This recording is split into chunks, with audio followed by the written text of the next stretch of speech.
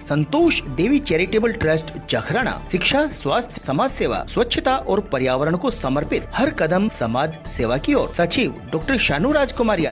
नमस्कार, मैं हूं हनुमान गोयल।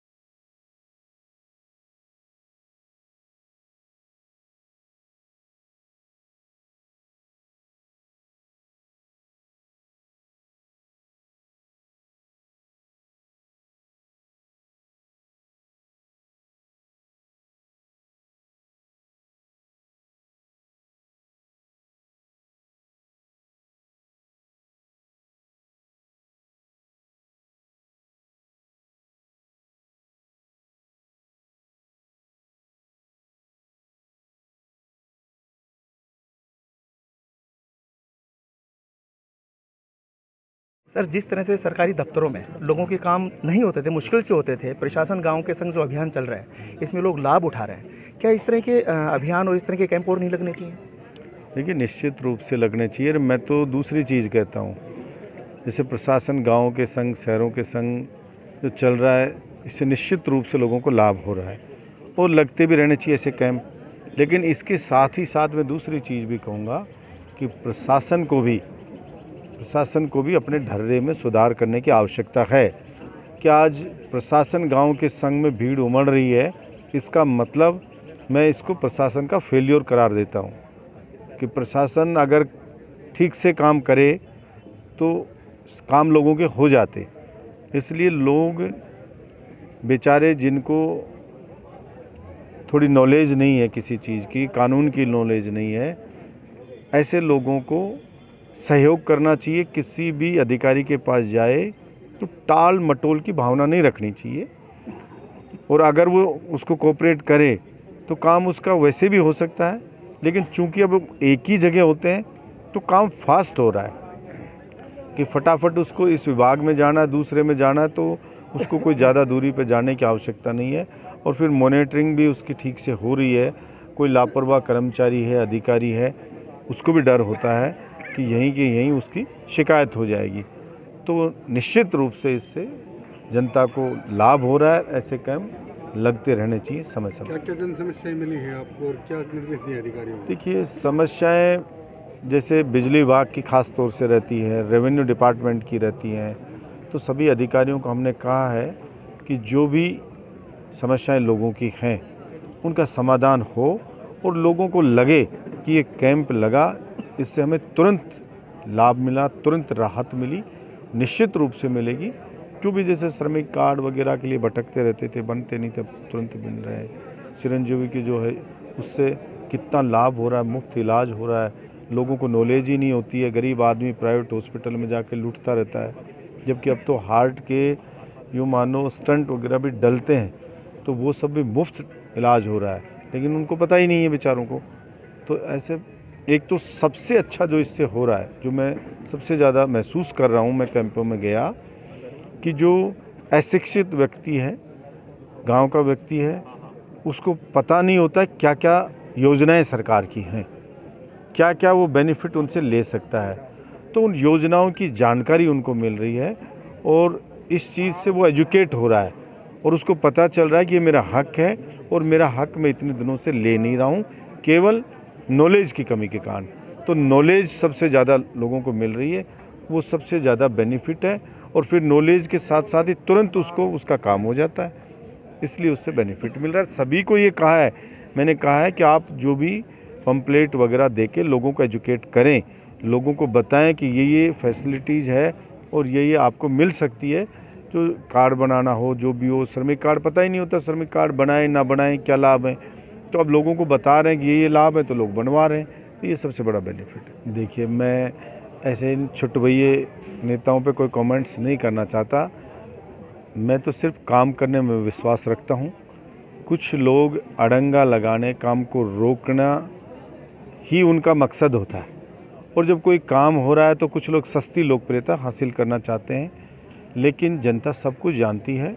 कुंड रोड पहले स्टे लगा, काम चालू करवा दिया था मैंने, स्टे लगा के काम को रुकवाया गया। कोई हरियाणा का कॉन्ट्रैक्टर है, मैनेज हुआ कि नहीं हुआ, क्या हुआ भगवान मालिक है। फिर लॉकडाउन हो गया तो उसके कारण बहाना मिल गया, फिर उसने कहा कि मैं डिले होगा, मुझे कंपनसेशन मिले, फिर सब कुछ खुला तो चीफ मिनिस्टर के निर्देश पे खुद उनकी सुपरविजन में 4 बार मीटिंग बैठक हो चुकी हैं, उसको नोटिस दिए जा रहे हैं और अंतिम सुनवाई करी। तब मैंने बताया, मैं पहले बताता उसका कोई औचित्य नहीं था कि भाई अंतिम सुनवाई का मौका दिया है उसको, और सीएम ने निर्देश दिए कि उसने कंपनसेशन मांगा 50 करोड़, कि जो कुछ सरकार कंपनसेशन दे सकती है उसको डिसाइड 3 दिन में कर दें, उससे डॉक्यूमेंट्स 2 दिन में ले लें, फैसला कर दें उस पर, या तो वो काम करे, नहीं करता है तो उसको ब्लैकलिस्ट करें और दूसरा रिटेंडर करके उसको टेंडर दें। जैसे महाराजावास वाली रोड थी, उसके ऊपर भी कॉन्ट्रैक्टर ने काम नहीं किया तो हमने निरस्त करके रिटेंडर करके उसको दिया। उन रोड पे भी हम सावधानी रख रहे हैं कि कोई कोर्ट से स्टे वगैरह ना आ जाए। पहाड़ी की रोड है, उसके लिए भी पैसा दिलवाया, लेकिन लॉकडाउन का हो गया, कुछ जगह पे स्टे वगैरह हो गया, उसका डिले हुआ था। ऊँटोली वाली रोड है, उसका भी हो गया। इस जनवरी से कंप्लीट होने से पहले जो पहाड़ी रोड है, ऊँटोली रोड है, इनको कंप्लीट कर देंगे। महाराजावास ये रोड होगी और दर्जनों रोडें जैसे बन भी गई हैं गांव में, और भी बनेंगी बहुत सारी रोडें। और कुंड रोड का भी है, उसका तुरंत ही, अब ये 12 को इनकी रैली वैली में व्यस्त हैं, पीडब्ल्यूडी मिनिस्टर वगैरह, उन्होंने बोला डिसाइड हो के तुरंत उसका काम चालू होगा। ये ठेकेदार करेगा, ये नहीं करेगा, दूसरा करेगा, उसमें कोई दो राय ही नहीं है। लेकिन कुछ लोगों का काम राजनीति करना होता है। बलजीत यादव राजनीति नहीं करता है। मैं ये चाहता हूँ कि राजनीति में कोई भी व्यक्ति आया है, उसको अगर वो राजनीति करता है तो राजनीति मात्र 10% करनी चाहिए और समाज सेवा, जन सेवा 90% करनी चाहिए। लेकिन दुर्भाग्य है इस कलयुग में कि लोग राजनीति 99% करते हैं और 1% समाज सेवा का नाटक करते हैं। उन नाटक को सब लोग अच्छे से समझते हैं। देखिए, सत्य सत्य होता है और झूठ झूठ होता है, और सत्य को बहुत ज़्यादा समय तक छुपाया नहीं जा सकता, ये सब लोग जानते हैं। 109 करोड़ रुपए कुंड रोड के लिए मुआवजे के लिए मैं दिलवा चुका हूँ, बंटवा चुका हूँ। पेड़ शिफ्ट करने के लिए आप अंदाज़ा लगाइए कि पीडब्ल्यू डिपार्टमेंट ने कहा कि हम पेड़ को ट्रांसप्लांट नहीं कर सकते, हमारे पास नहीं है साधन। तो फिर वन विभाग को कहा गया कि आप इनको शिफ्ट करो। वन विभाग ने जो पैसे मांगे सरकार से, सरकार ने वन विभाग को दिए।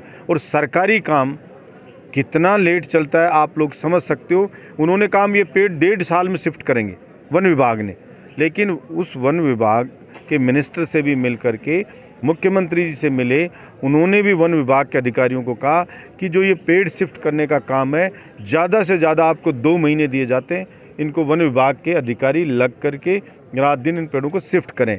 वो भी लोगों ने अड़ंगा लगाया, स्टे लगा के। मैंने बार बार लिख के दिया, हाई कोर्ट में भी हमने लिख के दिया कि इन पेड़ों को ट्रांसप्लांट कराने का कोई औचित्य नहीं है।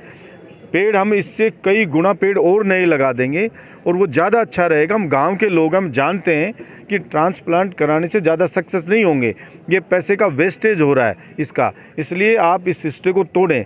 लेकिन अब हाई कोर्ट के भाई निर्देश थे, उनका निर्णय था कि नहीं, इन पेड़ों को ही वन विभाग शिफ्ट करे। तो फिर मजबूरन हमें वन विभाग को कहना पड़ा, उनको प्रेशराइज करना पड़ा। लेकिन मैं तो धन्यवाद दूंगा फिर भी वन विभाग के जो मंत्री जी थे, बिश्नोई जी, कि उन्होंने खुद रुचि लेकर के और वन विभाग के अधिकारियों से जल्द पेड़ शिफ्ट करवाए। बिजली विभाग के अधिकारियों से हमने बिजली के पोल शिफ्ट कराए और अब कोई रुकावट नहीं रही कि ना कॉन्ट्रैक्टर ये कह सकता कि किसानों को मुआवजा नहीं मिला है, मिल गया, ना ये कह सकता बिजली के पोल शिफ्ट हो गए, ना ये कह सकता कि पेड़ शिफ्ट नहीं हुए, वो भी हो गए। तो हमने उसकी 4 सुनवाई करी, तुरंत बैक टू बैक फटाफट सुनवाई करके उसको मौका देके, ताकि हाई कोर्ट में कहीं भी उसको रिलीफ ना मिले। और अब उसने ये रैली वैली के चक्कर में पीडब्ल्यूडी मिनिस्टर ऐसे अटक गए, उसको बुलाया, इसके रैली ये 12 की होते ही उसको बुला करके तुरंत काम चालू करेगा, नहीं करा तो दूसरे कॉन्ट्रैक्टर को काम दिया जाएगा, वो चालू करेगा, काम जल्दी चालू। सर अभी हाल ही में राजस्थान में एक बहुत बड़ा मामला हुआ था, आप भी गांव में गए थे, बच्चों से मिले थे, गांव से मिले थे। गांव के लोग ये मामला राजनीतिक मानते हैं और ये मानते हैं कि नहीं हुआ। कई आयोग ने भी माना कि ये मामला नहीं हुआ। क्या इसमें आप राजनीति की वो मानते हैं? इसमें देखिए, मैं इसमें कोई कमेंट्स नहीं करना चाहूँगा क्योंकि एसआईटी उसकी जांच कर रही है, तो जांच से पहले मैं कोई चीज़ कहूँ तो शायद वो ठीक नहीं होगी। जांच रिपोर्ट आ जाएगी। मैंने ये कहा मुख्यमंत्री जी से भी कि दूध का दूध, पानी का पानी होना चाहिए और तुरंत एसआईटी गठित की कि उसके द्वारा जांच होनी चाहिए। जो सत्य होगा वो सामने आ जाएगा। मैं स्कूल में गया, मैं मिल के आया, बच्चों से भी मिल के आया और जो कोई उनकी समस्या होती है वो भी मुझे बताई और उनके समाधान के भी मैंने निर्देश दिए अधिकारियों को, और जो भी दोषी होगा उसके खिलाफ एक्शन होगा। लेकिन बिल्कुल सत्य सामने जब आ जाएगा उसी के बाद मैं कोई कमेंट्स कर पाऊँगा। धन्यवाद सर। आज के बुलेटिन में इतना ही। देखते रहें राज 24। नमस्कार।